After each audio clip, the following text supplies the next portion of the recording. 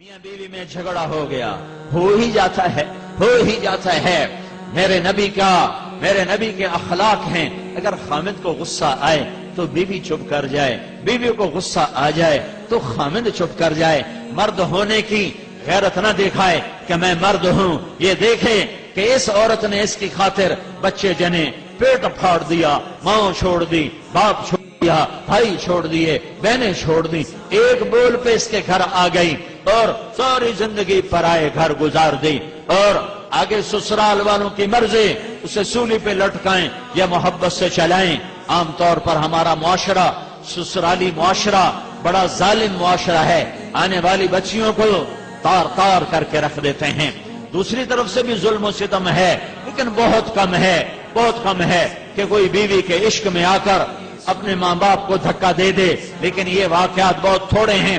زیادہ واقعات یہ ہیں کہ سسرال والے لاتے تو بڑے لاڈ سے ہیں، پر پھر اس کی زندگی کو جہنم کی بھٹی بنا دیتے ہیں، چونکہ نبوت والے اخلاق سیکھے ہوئے نہیں ہیں۔ میاں بیوی کی زندگی میں دخل مت دو، میاں بیوی کی زندگی میں دخل مت دو۔ میں ابھی ایک اپنے علاقے کے بڑے ذمہ دار ہیں، میں ان کے بچے کا نکاح پڑھانے گیا تو فرما رہے تھے کہ میں نے بچے کا گھر الگ بنا دیا ہے، اور میری بیوی نے مجھ سے کہا کہ اس کا گھر الگ بناؤ کہ کہیں ہم میاں بیوی اپنے بچے کی زندگی خراب نہ کر بیٹھیں۔ ہم تو گزار چکے ہیں، یہ دونوں اپنی زندگی گزاریں، کہیں ہماری دخل اندازی کی وجہ سے دونوں میاں بیوی کی زندگی خراب نہ ہو جائے۔ میں ان کو حیران ہو کے دیکھ رہا کہ کوئی دین کا علم نہیں ہے، لیکن بعضی شرافتیں ایسی ہوتی ہیں جو میرا رب فطرت میں ڈال دیتا ہے۔ بہت بڑے ذمہ دار ہیں، لیکن میں قربان جاؤں تیرے اوپر میاں ظفر، تو نے کمال کر دیا کہ قاضی مولوی صاحب، میں نے کہا ہم دونوں کا، یہ میری بیوی نے مجھے کہا کہ ہم بچے کا گھر آباد کر رہے ہیں، کہیں ہماری وجہ سے ہمارے بیٹے کا گھر خراب نہ ہو، ہم اپنے گزار چکے ہیں، انہیں اپنے گزارنے دو۔ لیکن ایسی مائیں لاکھوں کروڑوں میں کوئی ایک ہوتی ہیں، ورنہ بڑی خوشیوں سے ڈولی لاتے ہیں اور پھر اپنے بد اخلاقی سے اپنے گھر کو انگارا اور بھٹی بنا دیتے ہیں۔ میاں بیوی میں کھٹپٹ ہو جاتی ہے، ہوتی رہے گی۔ اے ایمان والو، میاں بیوی بچوں میں کھٹپٹ ہوتی رہے گی، جو جنت ہے نہیں ہے، دنیا ہے، ہوتی رہے گی۔ لیکن کیا کرنا ہے؟ مٹانا ہے، بڑھانا نہیں، مٹانا ہے، بڑھانا نہیں، روکنا ہے، اٹھانا نہیں ہے۔ کچھ لوگ ایسے بد فطرت ہوتے ہیں کہ وہ لڑکی والوں کو الگ ابھارتے ہیں، کچھ لڑکے والوں کو الگ ابھارتے ہیں، اور زندگیوں کو برباد کر کے پھر کہتے ہیں ویکھیا کیویں لڑایا۔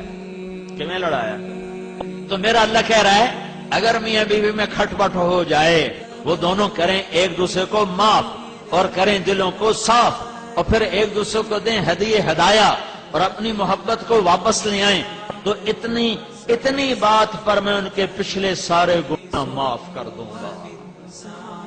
یہ کبھی سنا ہے تم نے؟